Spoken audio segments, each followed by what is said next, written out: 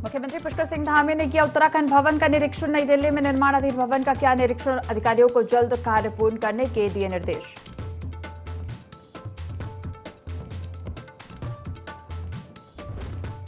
रामोजी राव के निधन पर सीएम धामी ने जताया दुख। सीएम धामी ने एक्स पर पोस्ट कर दी विनम्र श्रद्धांजलि। परिजनों के प्रति धामी ने की संवेदना व्यक्त।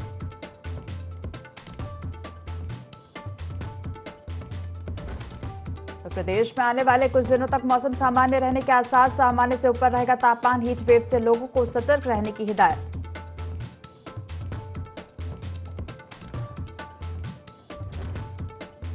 भारतीय सेना में शामिल हुए 355 युवा अफसर। लेफ्टिनेंट जनरल एमवी सुचेंद्र ने ली परेड की सलामी। मित्र राष्ट्रों के 39 कैडेट्स भी हुए पास आउट।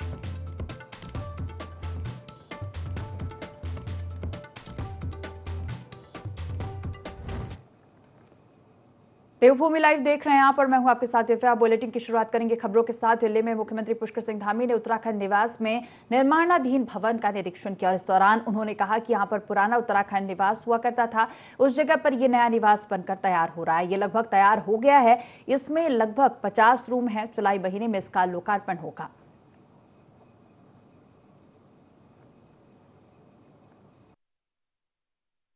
ये हमारा राजधानी है, देश की राजधानी है और देश की राजधानी में हमारे उत्तराखंड से आने वालों की संख्या, जनप्रतिनिधियों की और अन्य हमारे ऑफिशियल्स हैं।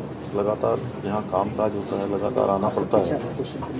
तो काफ़ी समय से चूँकि हमारा जो अभी उत्तराखंड सदन है उसकी जो क्षमता है काफ़ी कम है, इसलिए इसको ध्यान में रखते हुए ये पुराना उत्तराखंड निवास यहाँ पर हुआ करता था। उस जगह पर अब नया निवास ये बनकर तैयार हो रहा है और बनकर तैयार हो गया है। लगभग क्षमता के अनुरूप 50 से ज़्यादा रूम इसमें कुल मिलाकर हैं और अलग अलग तरीके से सारी डॉर्मेट्री भी बनाई गई है जो लोग साथ में आते हैं। समय सीमा है कि जुलाई माह में ये इसका लोकार्पण हो जाए और ये लोगों के काम में आना शुरू हो जाए। एनडीए गठबंधन का नेता चुने जाने के बाद राष्ट्रपति द्रौपदी मुर्मू ने नरेंद्र मोदी को सरकार बनाने के लिए आमंत्रित किया और इस बार पीएम मोदी की कैबिनेट में एनडीए गठबंधन के सांसदों को भी जगह दी जाएगी। आपको बता दें कि लोकसभा चुनाव के बाद केंद्र में तीसरी बार नरेंद्र मोदी के नेतृत्व में एनडीए की सरकार बनने जा रही है।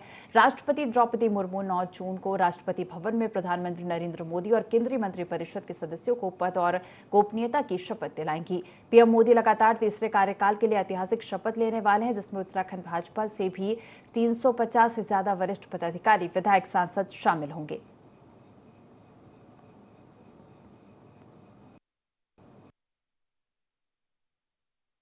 विश्व के सर्वाधिक लोकप्रिय नेता और भारत के प्रधानमंत्री आदरणीय नरेंद्र मोदी जी तीसरी बार देश के प्रधानमंत्री के रूप में शपथ ले रहे हैं और इस भव्य कार्यक्रम में उत्तराखंड से 350 से अधिक वरिष्ठ पदाधिकारी, माननीय विधायकगण, माननीय सांसद इस कार्यक्रम में भाग ले रहे हैं। पौड़ी एसएसपी लोकेश्वर सिंह ने थाना प्रभारियों की मासिक अपराध समीक्षा बैठक ली, जिसमें उन्होंने निर्देश देते हुए कहा कि साइबर धोखाधड़ी की घटनाओं को गंभीरता से लेते हुए तत्काल मुकदमा दर्ज किया जाए और आईटी एक्ट की धाराओं में बढ़ोतरी करते हुए नागरिकों को साइबर अपराधों से बचाव के प्रति जागरूक करें। वहीं मानसून सीजन को देखते हुए आपदा की स्थिति में तत्काल बचाव कार्य के लिए तैनात रहने के निर्देश दिए। उन्होंने नाबालिग वाहन चालकों के खिलाफ भी 15 दिन तक विशेष अभियान चलाने के निर्देश दिए। वहीं पुलिस लाइन में पुलिस कर्मचारियों के लिए स्वास्थ्य परीक्षण शिविर का आयोजन किया गया। साथ ही एसएसपी ने बीते महीने उत्कृष्ट कार्यों के लिए 18 पुलिस कर्मचारियों को सम्मानित भी किया।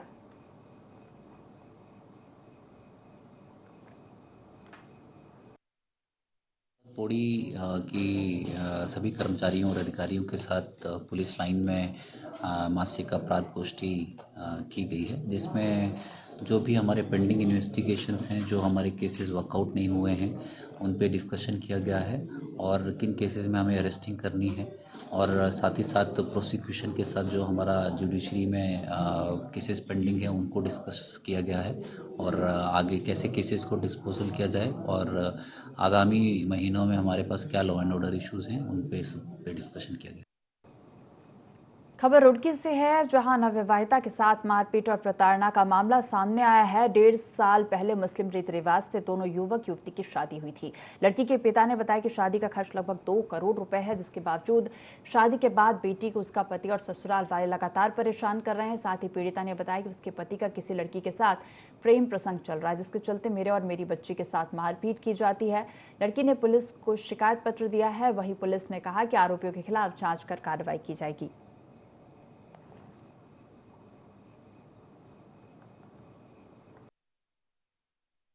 मारना हर चीज का रखी है, इतना परेशान कर दिया, सारी चीज ले ली, हर चीज कर दी मेरे साथ, मार पीट, खाना पीना कुछ नहीं, फर्नीचर के पैसे ले लिए, कोई फर्नीचर नहीं, गाड़ी नहीं, हर पैसा सामान सब उतार लिया मेरा।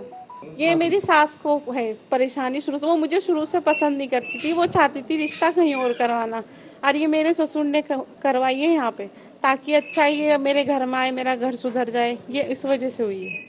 वो अपनी मम्मी के कहने में जो वो करते हैं वो है। अब इस टाइम उनका किसी और लड़की से वो है, उससे बातचीत करनी, सुबह भी मैं गई, उल्टा सीधा बोलना और मारपीट करनी बस। हमारी बेटी भी आई थी, उत्पीड़न कर रखा बहुत ज़्यादा। आज उसे गला घोट के मारना चाह रहे थे, तो आज हमें पता चला तो हमने आके फिर इसका वो करा, फिर पुलिस को इन्फॉर्मेशन की और ये जान से मारना चाह रहे थे। पुलिस वालों को पता है इसके बारे में, वाकई जाति कर रखी है। पुलिस ने कहा कि उचित कार्रवाई होगी, जो भी कुछ होगी, और जो भी वो होगा उसे बख्शा नहीं जाएगा। सूचना प्राप्त हुई अभी तक में, इसमें बता रहे हैं कि पारिवारिक जो अपना शादी हो रखी थी एक लड़की की कहीं पे, उनके बीच में कुछ विवाद हुआ है, जिसमें बाद में कुछ मारपीट और तोड़फोड़ की घटना भी हुई है। इस संबंध में सूचना प्राप्त होने पे इसके संबंध में कंप्लेन प्राप्त कर ली गई है तथा जांच करके देखा जा रहा है कि किसकी गलती है इसमें। हरिद्वार की बुकावाला पुलिस टीम ने 8 साल से फरार चल रहे 50,000 रुपए के नामी बदमाश को गिरफ्तार कर लिया है। वहीं पुलिस ने जानकारी देते हुए बताया कि 2016 में नाबालिग को भगा ले जाने वाले आरोपी के खिलाफ मुकदमा दर्ज किया गया था, जो फरार होकर नेपाल चला गया था, जिसके बाद उसकी गिरफ्तारी नहीं हो सकी और आरोपी के खिलाफ स्थायी वारंट जारी किया गया और 50,000 रुपए का इनाम भी घोषित कर दिया गया था।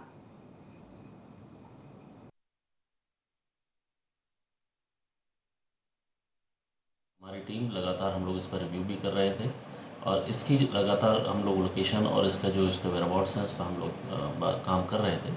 कल इसकी अरेस्टिंग की गई है, करीब 8 साल के बाद इसकी अरेस्टिंग की गई है और ये मुख्य तौर पर हमारा देश छोड़ के इंडिया छोड़ के नेपाल में इसका सारी संपत्ति बेच के जाना बताया गया था, पर कुछ काम से ये जब इंडिया आया था और कल हमारे पास ये सूचना थी कि ये उत्तराखंड से ही निकल रहा है, तो हमारी टीम ने लग के इसकी अरेस्टिंग की है। बड़ा अच्छा वर्क हमारे बुग्गावाला पुलिस और सीआई के द्वारा किया गया। उधम सिंह नगर जिले की पुलभट्टा थाना पुलिस को बड़ी कामयाबी हाथ लगी है। थाना पुलिस की टीम ने चेकिंग के द्वारा बाइक सवार 3 युवकों को पकड़ लिया। थाना अध्यक्ष रविंद्र सिंह बिष्ट के नेतृत्व में पुलिस टीम ने सितारगंज के हाईवे पर वाहन चेकिंग के दौरान 3 नशा तस्करों को दबोच लिया। पुलिस ने पकड़े गए तीनों आरोपियों से करीब 5 लाख कीमत की 124 ग्राम अवैध स्मैक बरामद की है। मामले का खुलासा करते हुए एसपी क्राइम चंद्रशेखर घोड़के ने बताया कि नशा तस्करी की रोकथाम के लिए पुलिस ने उधम सिंह नगर जिले में नशा तस्करों पर अंकुश लगाने के लिए अभियान चलाया जा रहा है। उन्होंने थाना पुलिस की टीम के प्रयासों की सराहना करते हुए अभियान आगे भी जारी रखने के निर्देश दिए हैं।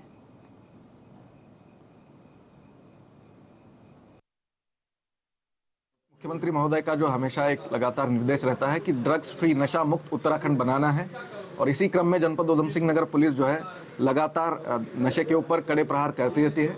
इसी क्रम में थाना पुलभट्टा की टीम को एक बहुत ही अच्छी उपलब्धि मिली है। 3 अभियुक्त जो हैं ये थाना नानकमत्ता और थाना सितारगंज से इसमें गिरफ्तार हुए हैं।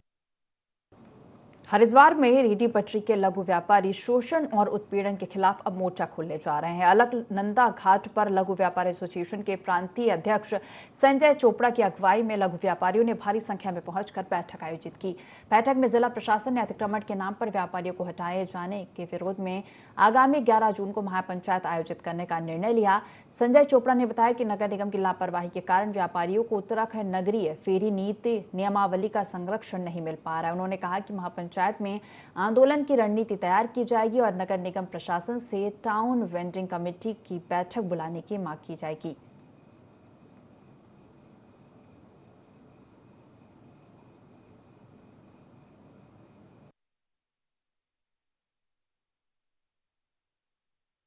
लगातार अतिक्रमण अभियान प्रशासन द्वारा चलाया गया है। हम पहले भी कह चुके हैं कि हम अतिक्रमण अभियान के विरोधी नहीं है। हमारी सीधी सीधी एक सरल मांग है कि राज्य सरकार ने कानून बना रखा है, स्ट्रीट वेंडर एक्ट बना रखा है, नियमावली 2016 पत्र विक्रेता संरक्षण अधिनियम, उसके तहत नियमावली बनी हुई है राज्य सरकार द्वारा।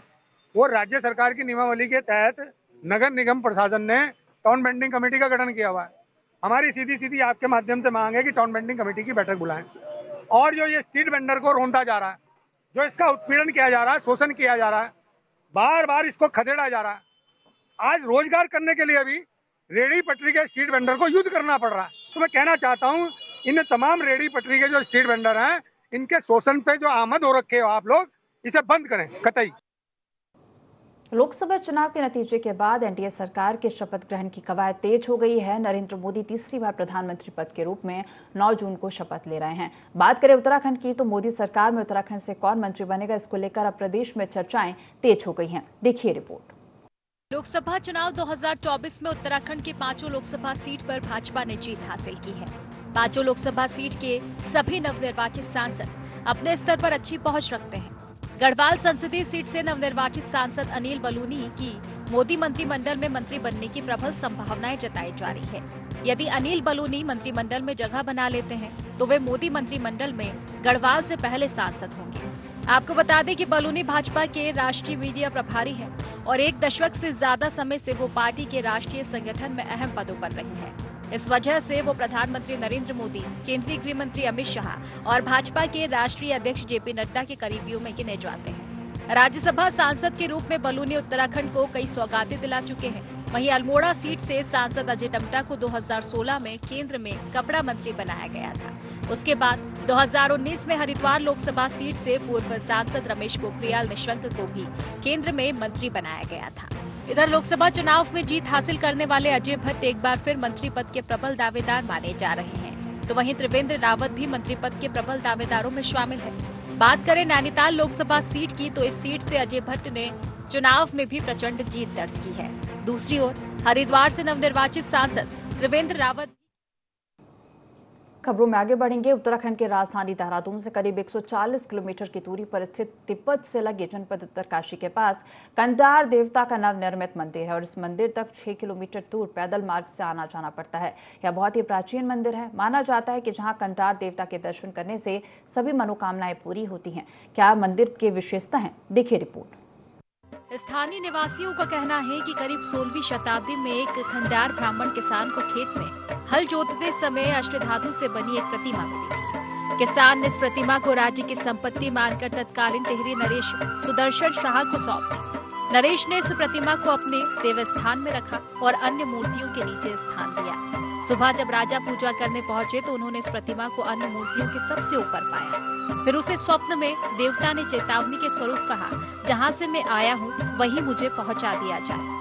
इसके बाद राजा ने इस प्रतिमा को उत्तरकाशी परशुराम मंदिर में अपने सैनिकों के साथ खंडार ब्राह्मण के संरक्षण में पहुंचा दिया।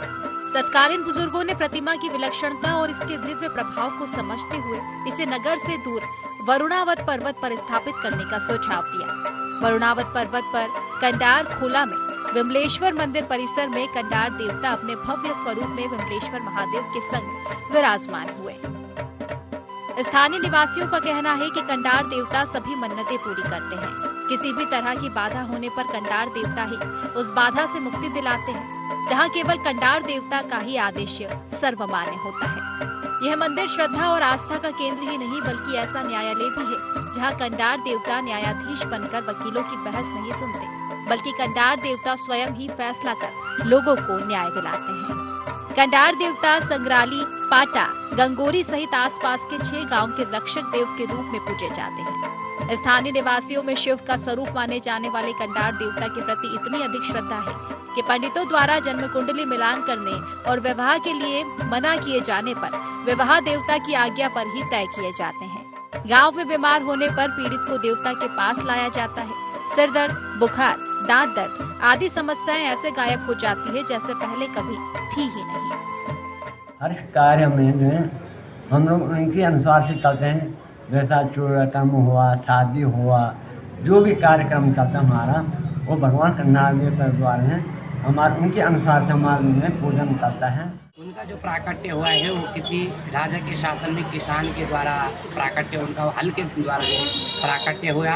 उस समय क्या है कि राजा की संपत्ति मानकर जो है उस किसान ने जो है उस मूर्ति को जो है भगवान कंडारेश्वर की जो मूर्ति थी वो राजा के सामने पेश किया, और जो है उसके बाद राजा को जो अपने विस्तार से जो स्वप्न सुनाया, भगवान कंडारेश्वर ने जो स्वप्न दिया वो कहा कि मुझे जो है इस काशी के सौम्य काशी को जो शिखर है विमलेश्वर महादेव है, मुझे वहाँ पर जो है आप जो है स्थापित कीजिए। वहीं विशेष परिस्थितियों में कंडार देवता की अनुपस्थिति में प्रतीकात्मक रूप से शंख, घंटी और ढोल की पूजा होती है और जनता के प्रश्नों के उत्तर भी इनके द्वारा ही दिए जाते हैं, जो कि आधुनिक युग में आश्चर्यजनक है। इसके अलावा माघ माह में जहां मेला भी लगता है, मकर संक्रांति से लेकर 8 दिन तक मेला लगता है। संक्रांति के दिन ब्रह्म मुहूर्त में जड़ भरत घाट में स्नान कर मेले का विधिवत शुभारंभ होता है। कंडार देवता 6 भाई के रूप में निवास करते हैं, जिनमें 2 लिंग रूप में और 5 प्रतिमा के रूप में विराजित है, और इन सभी ने 2 घाटियों के मध्य उच्च स्थान पर अपना निवास बनाया है ताकि निगरानी सुगमता पूर्वक हो सके। कहीं पर भी कोई जमीन ले रहा होगा और जमीन में उसको सस्पेंस है तो भगवान श्री कंडार देवता के पास आता है, उस जमीन की मिट्टी लेकर के, और कंडार देवता उस जमीन के प्रति जो अपनी भविष्यवाणी लोगों को बताते हैं कि ज़मीन किस प्रकार की कैसी है। और नंबर 2, शादी ब्याह मान किसी प्रकार से किसी की जन्म पत्री नहीं है, कुछ नहीं है, तो भगवान कंडार देवता के यहाँ लोग आते हैं और अपने बच्चों को विवाह हेतु उनको पूछते हैं और कंडार देवता के द्वारा विवाह होता है। कंडार देवता जब अवतरित हुए, डोली बनी, तब जाके इन्होंने खुद अपना स्थान संग्रहालय चुना, जो कि आज की डेट में हम पाटा संग्रहालय, बघियाल गाँव, 3 गाँव, बाकी तो ऐसे तो 12-14 गाँव हैं, 12-14 गाँव बाड़ाट के राजा कहे जाते हैं। कंडार देवता की अगर मैं बात करूं, जिसको कि काशी का कोतवाल है, काशी का आराध्य इष्ट देवता भी कहा जाता है, और माना जाता है कि कंडार देवता जो है उसको न्याय का देवता भी कहा जाता है। अगर किसी प्रकार की कोई भी परेशानी किसी भी व्यक्ति विशेष पर है तो कंडार देवता के पास जाता है, कंडार देवता के शरण में जाते हैं और उसकी पूरे जो दुख दर्द जो भी उस पर जो प्रॉब्लम है उसको जो है सॉल्व कर देते हैं। ये कंडार देवता की महत्व है। यह माना जाता है कि यह सभी कंडार देवता अष्ट भैरव के रूप में काशी के कोतवाल भी है, जो काशीपति विश्वनाथ जी के गण के रूप में संपूर्ण क्षेत्र में उपस्थित है। कोई भी त्योहार हो, कंडार देवता उत्तरकाशी के विश्वनाथ मंदिर आते हैं। वहीं इनके गण और काशी के अधिष्ठात्र होने के कारण गर्भगृह में कभी प्रवेश नहीं करते हैं।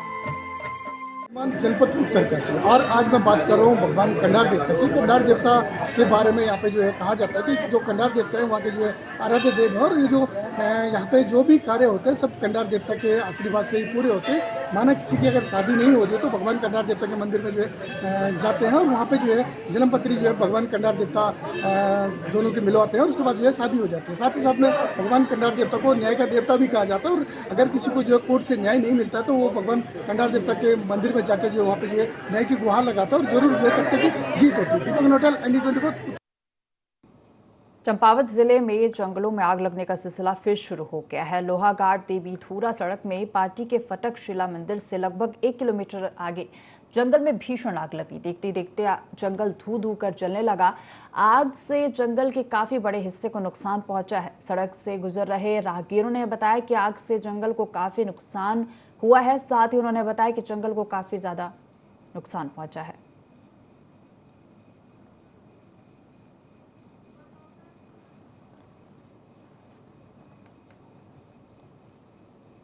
विकासनगर में तकरीबन 45 बीघा अवैध प्लॉटिंग पर मसूरी देहरादून विकास प्राधिकरण ने बुलडोजर चलाते हुए कार्रवाई की। दरअसल शिमला बाईपास रोड पर आदूवाला में पिछले लंबे समय से अवैध प्लॉटिंग की शिकायत मिल रही थी, जिस पर एक्शन लेते हुए प्राधिकरण की टीम ने अवैध प्लॉटिंग को ध्वस्त कर दिया।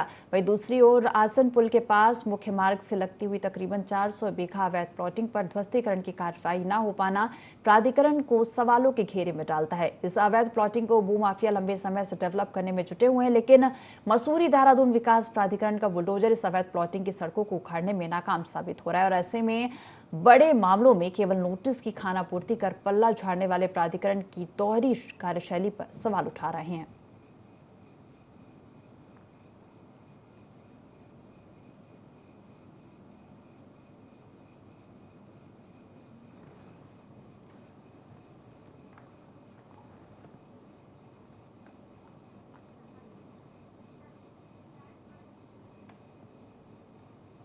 उत्तराखंड की 5 लोकसभा सीटों पर भाजपा प्रत्याशियों की जीत के बाद कांग्रेस का कहना है कि अगर लोकसभा चुनाव में कांग्रेस के बड़े नेता लोकसभा चुनाव में उतरते तो उत्तराखंड की 5 लोकसभा सीटों पर कांग्रेस बाजी मारती। वहीं भाजपा प्रदेश मीडिया प्रभारी मनवीर चौहान ने पलटवार करते हुए कहा कि कांग्रेस हाईकमान से भी कोई बड़ा नेता उत्तराखंड से चुनाव लड़ता तभी उनको हार का सामना करना पड़ता। उन्होंने कहा कि पहले भी कांग्रेस के बड़े नेता चुनाव लड़े थे और उनकी हार हुई थी।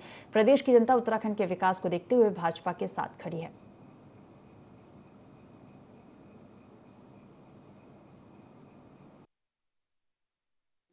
उनके चाहे कोई भी नेता यहाँ पर देश के हाईकमान का यहाँ लड़ता तभी भी उत्तराखंड जनता भारतीय जनता पार्टी के साथ खड़ी रही है। पहले भी उनके बड़े नेता चुनाव लड़े हैं, उस समय भी भारतीय जनता पार्टी जीती है। इसलिए उत्तराखंड की जनता हमेशा राष्ट्रवादी विचारधारा की प्रदेश है और हमेशा वो भारतीय जनता पार्टी विकास के साथ हो रही है। भारतीय जनता पार्टी ने विकास किया है, इसलिए हमेशा भाजपा के साथ खड़ी रही है। सिल्ला कुश कल्याण शास्त्रताल टेक पर हुए हादसे के मामले में Himalayan trekking company view adventure Uttarkashi के स्वामी के खिलाफ एफआईआर पंजीकृत किया गया है।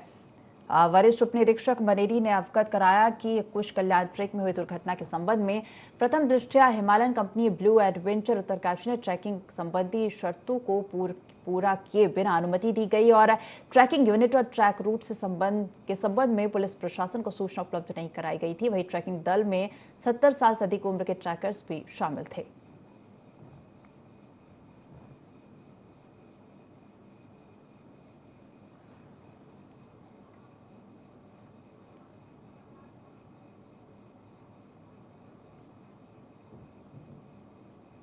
मसूरी मॉल रोड में 7 जून से 16 जून तक आदिवासी उत्पादों की प्रदर्शनी और बिक्री का आयोजन किया जा रहा है। इस प्रदर्शनी में उत्तराखंड, राजस्थान, मध्य प्रदेश, हिमाचल प्रदेश, नागालैंड राज्य से आए लगभग 25 से अधिक जनजातीय उद्यमी अपने उत्पादों को प्रदर्शनी में बिक्री कर रहे हैं। प्रदर्शनी का उद्घाटन उप जिलाधिकारी मसूरी डॉक्टर दीपक सैनी ने किया। ट्राइफेड इन जनजातीय उद्यमियों को देश भर में अपने उत्पादों की बिक्री के लिए प्लेटफॉर्म प्रदान करता है। प्रदर्शनी के उद्घाटन के दौरान चक्राता क्षेत्र से आए जौनसारी जनजातीय कलाकारों ने वाद्य यंत्र की प्रस्तुति भी दी, जिन्हें पर्यटकों और स्थानीय लोगों ने खूब पसंद किया।